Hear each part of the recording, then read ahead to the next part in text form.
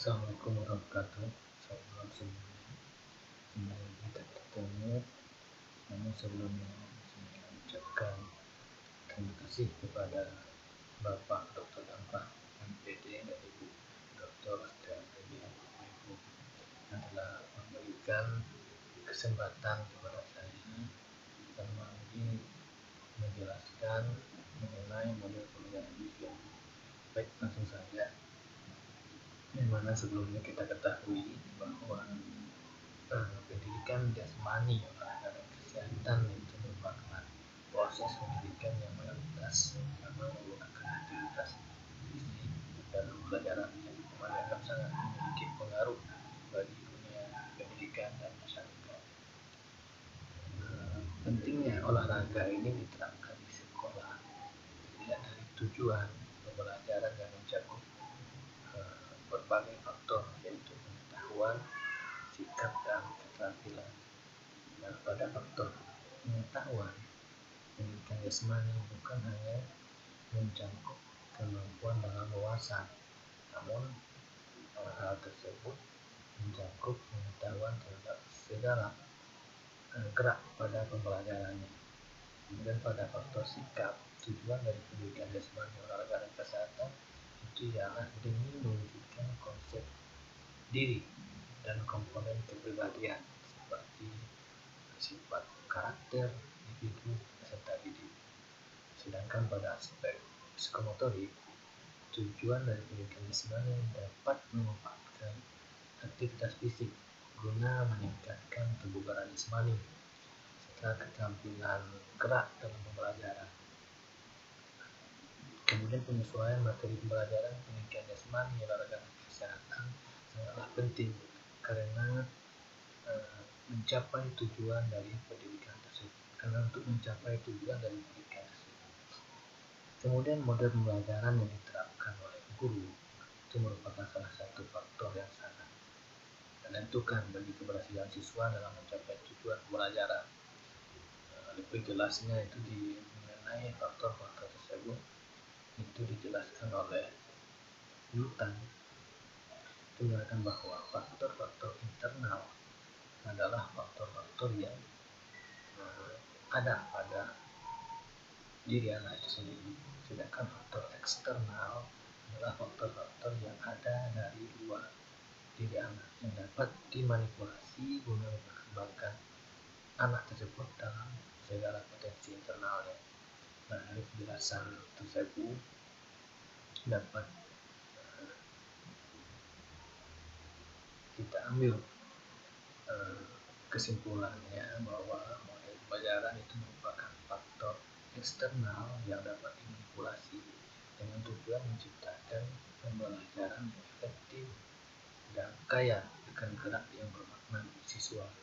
Selain itu juga model pembelajaran yang diterapkan oleh guru dalam pembelajaran PNJAS harus dapat memfasilitasi siswa untuk mengembangkan potensi yang dimilikinya, baik potensi kognitif, potensi efektif, maupun psikomotor. Nah, dengan model pembelajaran yang sesuai, maka tujuan pembelajaran yang diharapkan dapat tercapai dengan baik. Kemudian peran penting model pembelajaran ini juga diharapkan dapat terwujud dalam pembelajaran PNJAS yang dinilai efektif, yaitu dengan pembelajaran yang sama secara efektif. Kemudian adapun model pembelajaran yang bisa diterapkan dalam pembelajaran pendidikan jasmani, olahraga dan kesehatan ini seperti salah satunya model pembelajaran event dikembangkan oleh event. Nah, jadi model pembelajaran event ini ada bermacam-macam model pembelajaran.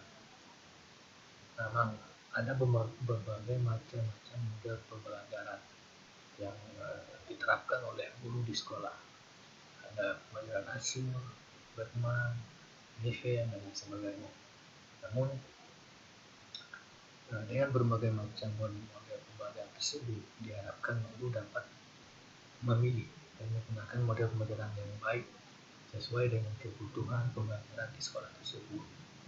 Untuk tercapainya hasil pembelajaran yang optimal kepada siswa kita tentunya.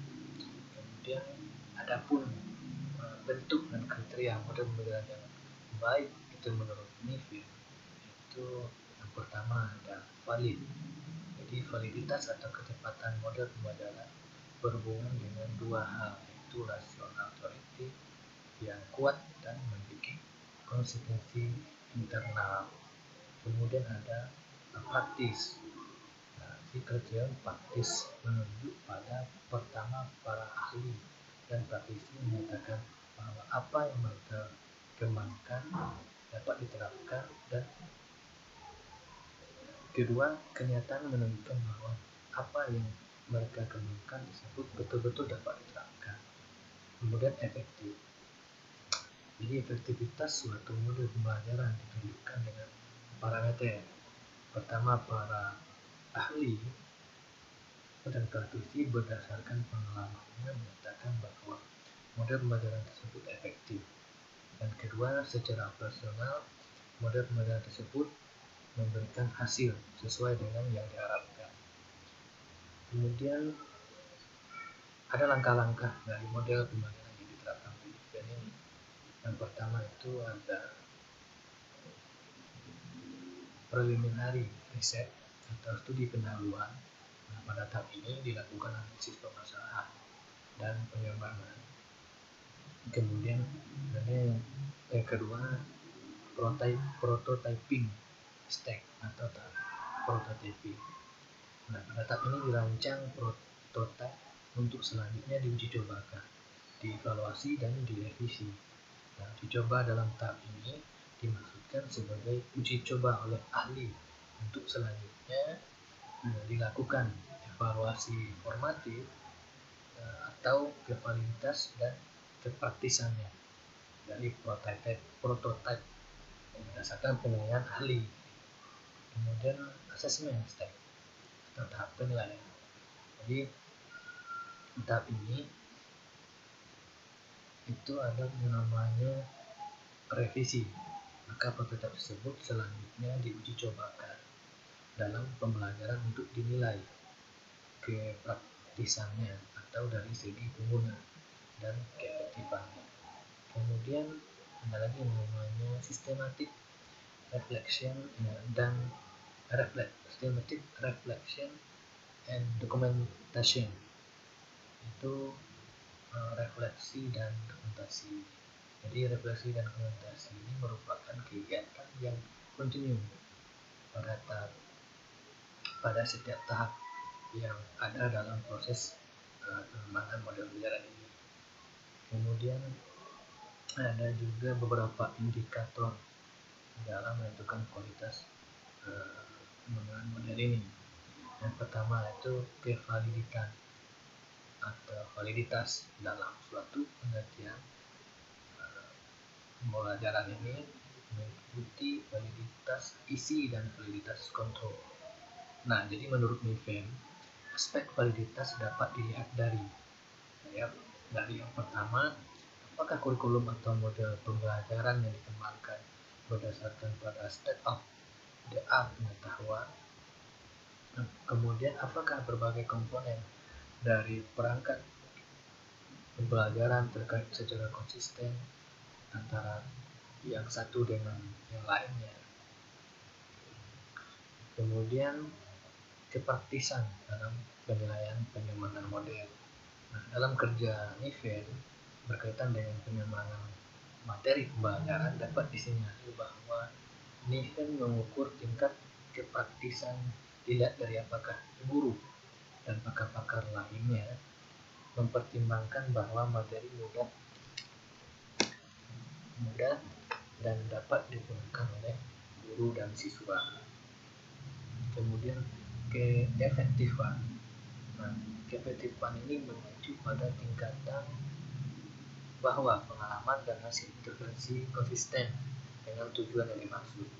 Nah, dalam kerja NIFEM berkaitan dengan pengembangan materi pembelajaran dapat disinyalir bahwa NIFEM mengukur tingkat keefektifan dilihat dari tingkat penghargaan siswa dalam mempelajari program dan keinginan siswa untuk terus menggunakan program tersebut.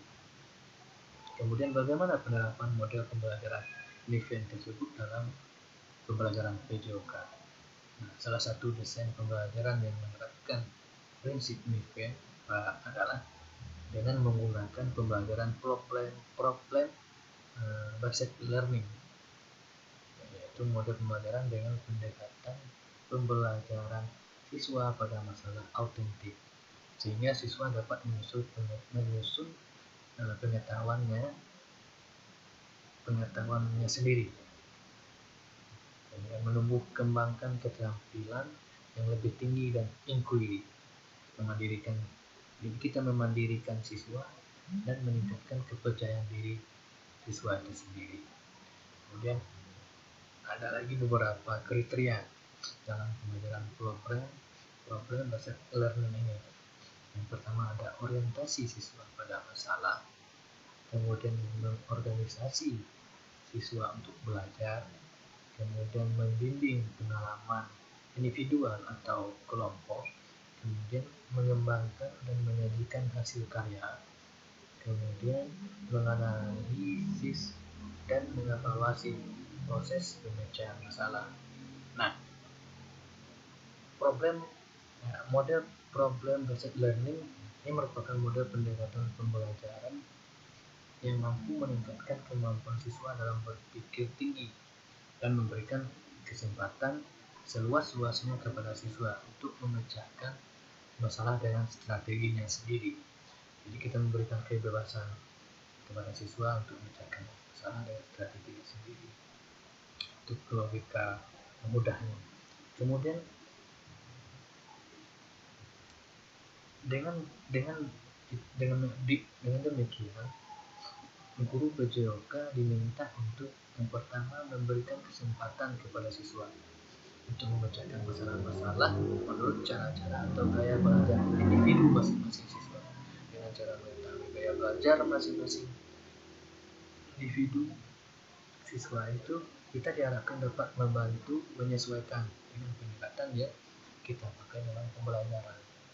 Kemudian yang kedua, pengembangan kemampuan berpikir kritis atau critical thinking skill. Kita membuat siswa itu bisa bebas menentukan atau mengeluarkan pendapat-pendapatnya dengan cara menggali, supaya siswa kita bisa berpikir kritis. Kemudian ketiga, siswa dilatih untuk mengembangkan cara-cara menemukan atau discovery, bertanya atau questioning, kemudian mengungkapkan atau artikulasi, kemudian menjelaskan atau mendeskripsikan atau describing, mempertimbangkan atau membuat pertimbangan, kemudian membuat keputusan. Nah, dengan demikian siswa menerapkan suatu proses kerja melalui suatu situasi bermasalah yang mengandung masalah. Nah, jadi dari sekian banyak tadi, jadi kita ada kesimpulannya, model pembelajaran yang baik menurut Niven itu adalah memiliki kriteria valid, praktis, dan efektif.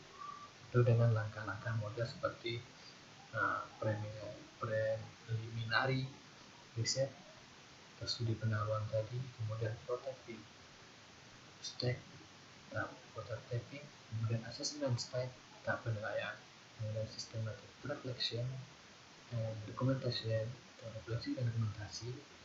Nah, penerapan model pembelajaran Niven dalam pembelajaran PJOK menggunakan model pembelajaran based problem based learning, yaitu model pembelajaran dengan pendekatan pembelajaran siswa pada masalah autentik, sehingga siswa dapat menyusun pengetahuannya sendiri, menemukan kembangkan keterampilan yang lebih tinggi dan inquiry, mendirikan siswa dan meningkatkan kepercayaan diri siswa.